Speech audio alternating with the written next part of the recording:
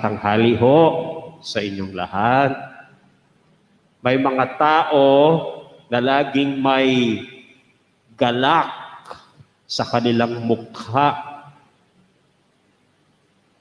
Totoo ba yun? May mga tao na laging puno ng kagalakan.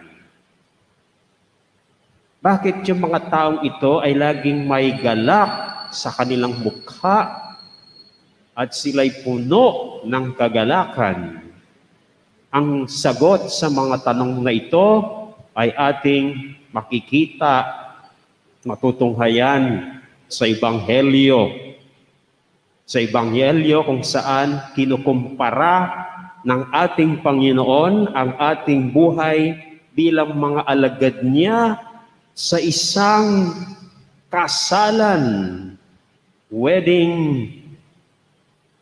sa isang wedding feast. At ito ay isang okasyon ng kalungkutan ba? Hindi. Isang okasyon na puno ng kagalakan, selebrasyon, may kainan, may nag-aayuno ba kapag mayroong kasalan? Wala. Dahil kainan yun paano ka mag-aayuno? Kaya, nung lumapit ang mga iskriba at mga pariseyo sa ating Panginoon at nagreklamo, sabi nila ang mga alagad ni Juan Bautista ay laging nag-aayuno at laging nagdarasal. Ang mga alagad ng mga pariseyo ay ganon din ang ginagawa. Subalit yung mga alagad mo ay kain lang ng kain, inom ng inom. Talagang nailagay si Lord sa talagang kailangan sagutin niya. Sa anong sagot ng Panginoon? Sabi niya, "Can you make the wedding guests fast while the bridegroom is with them?"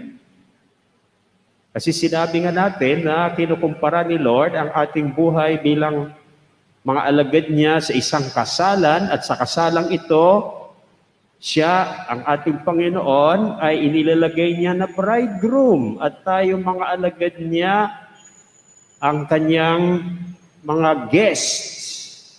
Ay ang sagot niya, "Can you make the wedding guests fast while the bridegroom is with them?"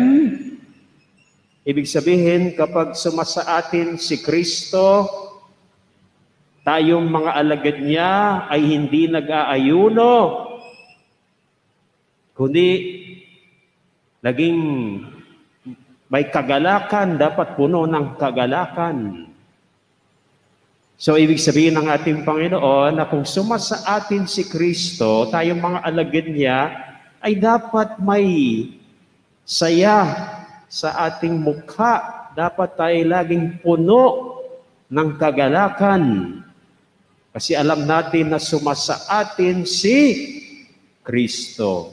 Kapag sumasa atin si Kristo, ang isang pruweba niyan na sumasa inyo nga si Kristo, ikaw ay isang alagad na may galak, laging may galak sa iyong mukha, laging punong-puno ka ng kagalakan. Kaya yan ang dahilan na sumasa atin si Kristo, na tayo ay may galak sa ating mukha, tayo'y puno ng kagalakan. Kaya mga kapatid, ito rin ay mangyayari sa atin na may galak sa ating mukha, tayo puno ng kagalakan, kung ang ating Panginoong Hesukristo ay sumasa atin. Dahil kung sumasa atin si Kristo, kahit na mayroon po tayong mga problema at mga pagsubok sa buhay, gaya ngayon ng COVID-19 na ito, ay nakakayanan pa nating umiti, nakakayanan pa nating tumawa. Dahil alam natin na si Kristo ay sa atin, at kapag si Kristo ay sa atin, walang imposible sa ating buhay. Kaya malalampasan natin ang problemang ito ng COVID-19. Sikapin lang po natin na laging sumasa atin si Kristo. Paano mangyari yan? Sikapin natin, wala tayong mga kasalanan. Di ba? Kapag may kasalanan tayo, ay tayo nawawalay. Wala sa atin si Kristo. Yan ang naglalagay ng barrier, kasalanan, ang nagbibigay ng barrier sa atin kay Kristo. Kapag may mga kasalanan tayo, wala si Kristo sa atin. Kaya sikapin natin mga kapatid na laging sumasa atin si Kristo at tayo ay mga alagad niya na punong-puno ng kagalakan kahit mayroon po tayong mga problema at pagsusubok sa buhay.